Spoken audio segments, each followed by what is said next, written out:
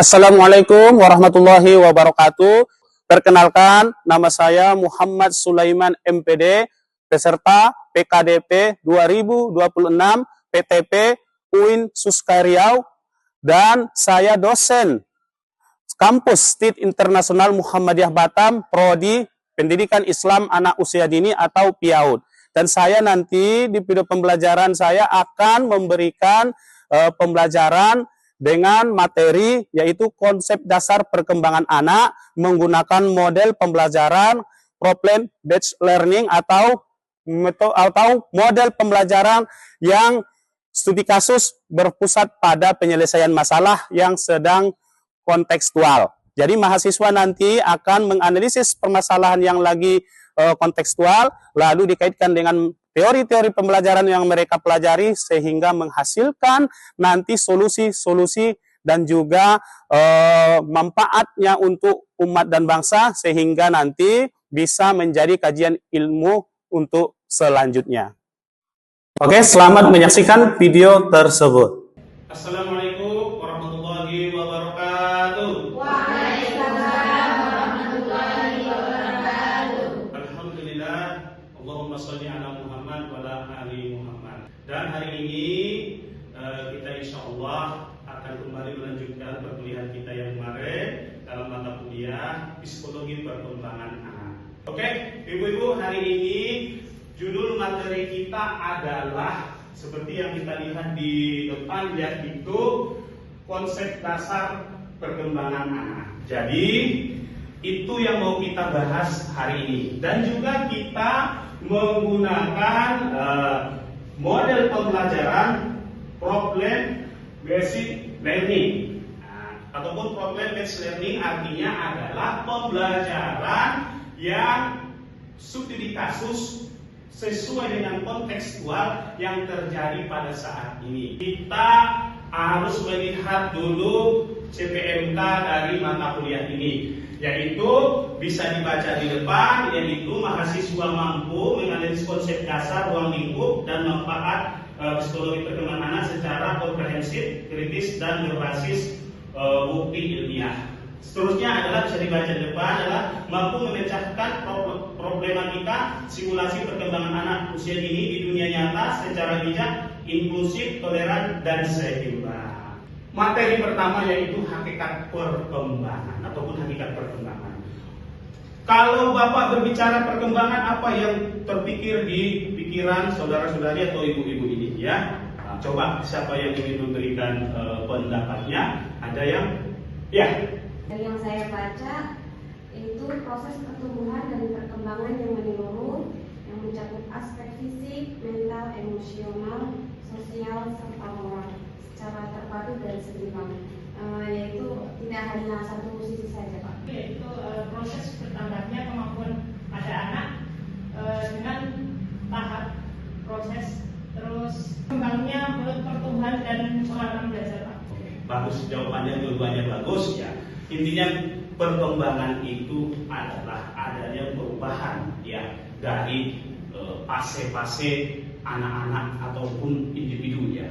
Dari kita lihat fase dari bayi misalnya, lalu menjadi kanak-kanak, menjadi anak, menjadi remaja, menjadi orang dewasa, gitu kan, adanya di situ perkembangan, dan di situ ada perkembangan yang namanya kognitif, yaitu perkembangan otak. Di situ ada perkembangan emosional ataupun sosial emosional, lebih kepada jiwa. Dan di situ juga ada perkembangan afektif, jadi kepada keterampilannya. Ya, di situ juga perkembangan motorik juga lebih kepada keterampilannya, dan afektif juga perkembangan sikap-sikap. Kita masuk ke kasus. Ya, di sini bisa kita baca. Ya, ini kasus yang lagi tren kontekstual ya. Ini mari kita bahas studi kasus ini nanti menggunakan teori yang telah kita bahas tadi. Nanti kita akan bahas kelompoknya. Bapak baca dulu ini. Sony, anak 4 tahun belum lancar berbicara. Ia hanya menguasai sekitar 10 kata tunggal dan jarang merespon interaksi verbal teman-temannya di kelas. Namun, Sony memiliki fokus visual yang sangat luar biasa. Ia mampu menggambar detail lembar dengan sangat rapi dan merakit susunan blok rumit secara kreatif. Nah, di sini si Sony ini mempunyai kelemahan kalau berbicara. Berarti dia kelemahan di apa dia tadi? Kalau dalam aspek psikologi tadi, bahasa. Nah, dia unggulnya di mana tadi? Kalau di dalam psikologi tadi, psikomotorik. Dia keterampilannya lancar, ya. Tapi dia terlambat di dalam bahasa. Ini kasusnya. Bagaimana kita menyelesaikannya? Tadi telah Bapak jelaskan teori secara mendasar, konsep dasar perkembangan tadi loh. Dan juga Bapak tadi telah menyampaikan kita tidak boleh mengatakan anak ini bodoh langsung. Tidak boleh mengatakan anak ini punya keterbelakangan. Maka inilah yang kita diskusikan. Nanti kita bagi kelompoknya. Oke, sebelum kita membagi kelompok, sampai sini ada yang mau ditanyakan? Saya Deni mau bertanya, Pak. Oh iya, Bu. Apa yang mau ditanya, Bu? Berdasarkan materi prinsip perkembangan yang menyatakan bahwa setiap aspek terkait fisik, kognitif, emosi. Bagaimana hambatan bahasa yang dialami Sony dapat mempengaruhi perkembangan aspek sosial emosionalnya di kelas, serta bagaimana pendidik menyikapinya agar tidak terjadi labeling destruktif. Ini pertanyaannya bagus ya. Jadi tidak boleh kita melabeli si Sony anak yang punya kekurangan di dalam berbicara itu. Kita dapat katakan nanti, mohon maaf, sedikit-sedikit kan anak autis itu, Down syndrome, tidak boleh bilang-bilang seperti itu ya. Bisa jadi Sony ini hanya butuh penanganan khusus. Bisa jadi ibunya atau ayahnya di rumah atau gurunya belum menemukan metode yang tepat untuk menangani si Sony. Kalau sudah menemukan metode yang tepat, barulah kita berikan pembinaan atau pelayanan konseling yang sesuai dengan kebutuhan Sony. Maka dari itu, ibu-ibu kita bagi kelompoknya.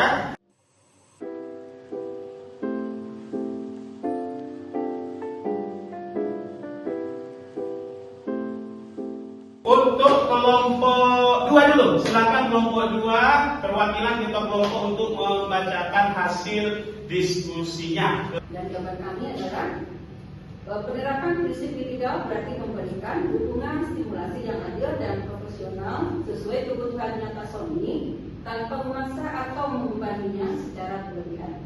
Langkah stimulasinya yang kami susun adalah 1. Merancang stimulasi berbasis minat, yaitu kami tidak akan memaksa Sony langsung berbicara lancar seperti instan. Sebaliknya, kami memanfaatkan kelebihan fokus visualnya sebagai jembatan. Dan hasil dari dialog yang kami lakukan di kelompok 2 yaitu saat Sony sedang menggambar atau menyusun balok dengan rapi, pendidik akan mendekatinya dan melakukan dialog interaktif yang profesional. Yang proporsional maksud saya, pendidik dapat mengajukan pertanyaan pemancing yang sederhana tentang objek yang digambarnya. Misalnya, ini gambar apa Sony? Sony, mobil, warnanya apa?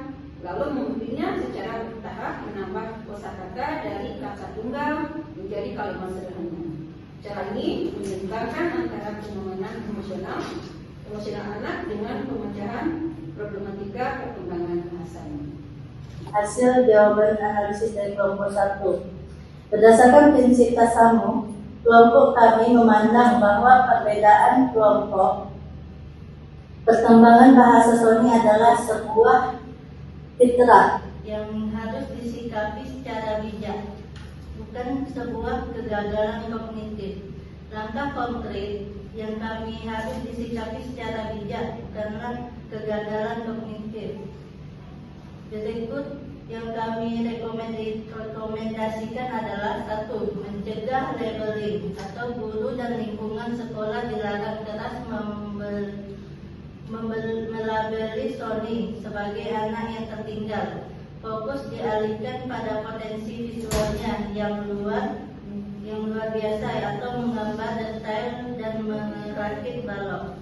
2. Membangun kelas inklusif atau guru mengedukasi teman-teman kelas Sony untuk belajar berkomunikasi secara nonverbal. Misalnya, saat bermain, teman-teman diajak melihat mengekspresikan hasil gambar atau susunan balok Sony, sehingga Sony merasa diakui keberadaannya dan memiliki kepercayaan diri. sosial yang baik meskipun komunikasinya verbalnya terbatas. Kelompok 2 ingin memberikan tanggapan untuk kelompok 1. Ada tanggapan atau komentar? Apa yang disampaikan oleh kelompok 1 sudah cukup bagus dan mungkin bisa diimplementasikan di kehidupan yang nyata ya, begitu kita kan ini kan calon-calon dari pemimpin masa depan dari PAUD ya khususnya. Mungkin bisa, yang kedepannya apa yang disampaikan oleh kelompok 1 insya Allah akan terrealisasi. Itu saja, terima kasih. Apa yang diinginkan dari kelompok 2 kita realisasi. Oke, jadi dapat kita lihat di sini kesimpulan dari yang ibu saudara-saudara sampaikan sangat bagus. Intinya dalam pendekatannya kita harus mempunyai metode khusus. Kelompok 2 juga mengatakan kita tidak boleh mengabaikan keterampilan visualnya. Kita harus menjadikan itu sebagai alat potensi untuk mengangkat derajat dia, membangkitkannya. Kelompok 1 berusaha untuk bagaimana supaya Sony bisa membaca. Contoh tadi mengenai nama benda-benda. Dia suka benda-benda. Dengan kita mengenalkan nama benda-benda, mungkin dia terbiasa. Kita tuntun untuk mengucapkan nama-nama benda, mungkin terbiasa. Ya, oke, di sini bisa kita lihat dalam aplikasi Tasamo, yaitu pendidik tidak melalui Sony lambat atau malas. Sony bisa dikasih dalam lingkungan kelas khusus. Teman-teman diajarkan untuk mengakai cara berkomunikasi Sony melalui bahasa atau gambar. Jadi di sini boleh dibantu tadi, mulai benda-benda atau gambar. Di sini aplikasi iktidalnya memberikan simulasi bahasa yang adil dengan memanfaatkan minat gambarnya. Pendidik mensimulasi Sony secara bertahap melalui dialog interaktif tentang objek-objek yang ada di gambar. Jadi yang visualnya itu juga dikenalkan. Ya, kita ini dia menggambar hewan apa yang digambar? Harimau. Dengan harimau itu dia gambar dengan bagus. Kita kenalkan ini harimau. Nah, coba sebut harimau itu kakinya berapa? 4 segala macam. Bulunya seperti ini dikenalkan. Dan dia nanti akan mudah dalam berbahasa. Oke, nanti kita di sini kita mengambil kesimpulan di akhir. Anak bukanlah bejana kosong yang siap diisi acara paksa, ya secara paksa. Melainkan tunas istimewa yang tumbuh membawa keunikan, takdir dan tempo perkembangan masing-masing. Betul kata Allah di dalam Al-Quran itu, Allah menciptakan manusia itu bersuku-suku, berbangsa-bangsa supaya ada pembeda di antara kita. Lain lugu, lain ikannya, lain daerah, lain budayanya. Setiap individu walaupun kembar, walaupun satu rahim, satu tempat lahir ataupun satu ibu segala macam, satu ayah, satu ibu, anak tidak ada yang sama walaupun kembar. Ya, semua anak mempunyai kelemahan kelebihan masing-masing, punya juga warna kulit yang berbeda-beda. Jadi Al-Quran itu telah mengatakan bahwasanya manusia itu diciptakan Allah berbeda-beda supaya kita saling mengenal, supaya kita saling menyayangi dan mencintai. Oke, tidak terasa kita telah berada di penghujung perkuliahan luar biasa kelas PAUD ini. Mari kita akhiri dengan hamdalah. Alhamdulillahirabbil alamin. Billahi bisadil haq munqala wa la yaskurun fastabiqul khairat. Wassalamualaikum warahmatullahi wabarakatuh. Waalaikumsalam warahmatullahi wabarakatuh.